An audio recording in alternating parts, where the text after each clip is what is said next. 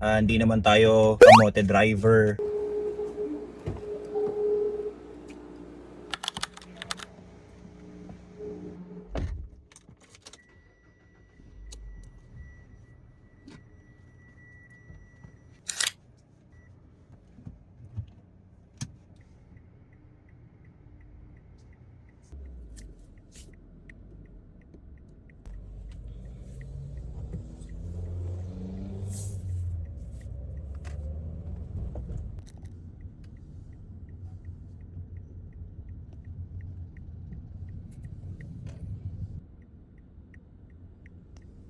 Park lang tayo saglit.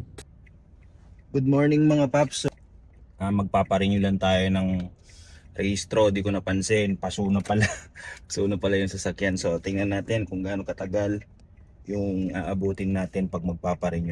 Wala akong idea kung nasa magkano na yung rehistro ng expander kasi mula 2023 nung nakuha natin yung sasakyan, ngayon pa lang tayo magpaparenew. So nag-check ako sa LTO. So far wala tayong huli. I hope pagdating natin dun sa LTO maayos, walang violations kasi dahil sa mga NCAP, hindi naman tayo kamote driver. Pero who knows, di ba? Hindi natin alam kung baka mamaya may na-violate tayong traffic rules habang tayo bumabiyahe. Sana lang wala tayong huli. Mahirap magkaroon ng violation. Yung kung hindi ka nag-check ng LTMS o kaya yung bagong app sa Igo, nandun naka-add na rin doon saan makikita yung violation natin. May idea pa kayo kung nasa magkano yung rehistro. 11:48 na, nasa Ross Boulevard pa lang tayo. So dun tayo pupunta sa LTO Pasay sa may domestic road. Kailangan pa ng mga insurance. So di ko alam kung ano yung insurance na kailangan bayaran kagaya sa motor.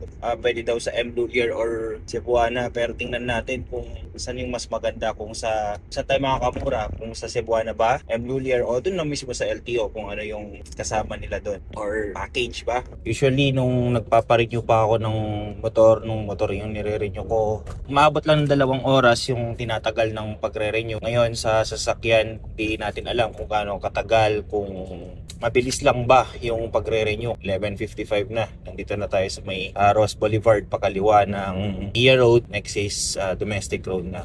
Papasok na tayo ng LTO. Dito na tayo sa may LTO Pasay. Tanong lang tayo.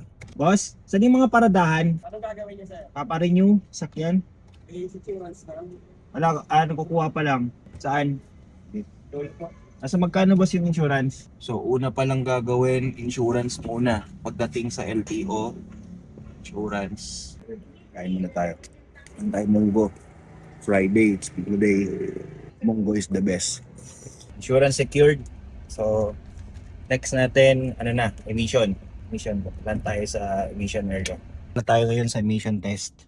Wait lang natin na tawagin tayo. Check. 1:22 AM. 1:22 PM na, pero nakapila pa rin tayo. Tapos na tayo sa parking. Okay. Tayo na nakasalang. 100 yung bayad sa emission. Insurance done. Emission done. So next step na tayo. So pasok na tayo dito. Waiting time. Tayo na lang natin matawag pangalan natin. Kakakuha pa lang natin ng registro natin. So anong oras na? Yun guys, so inabot tayo ng 4 na oras kapag paparenew. Papawi na tayo, tapos na tayo.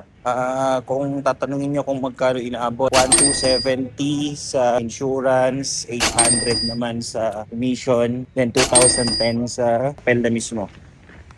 So yun yung inabot.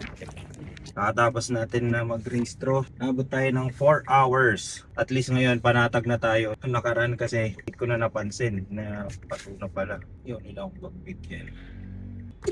Thank you. Yun, ganun lang naman dapat bigayan lang. Pauwi na ulit tayo ng bahay. Natagalan lang tayo dun sa may emission kasi daming nakapila kanina. Pero at least, panatag na tayo. Di na tayo mangangamba pag nasa biyahe tayo. Kasi rehistrado na nga tayo. Kailangan muna natin pala dumaan sa may Artimar, tapos na yung pagkain ng mga pusa. Uulan pa, napakadilim. Nabutan na tayo ng ulan. Napakalakas ng ulan. Tatakbo na lang ba tayo? Parang gano'n na nga, takbo na lang. Okay.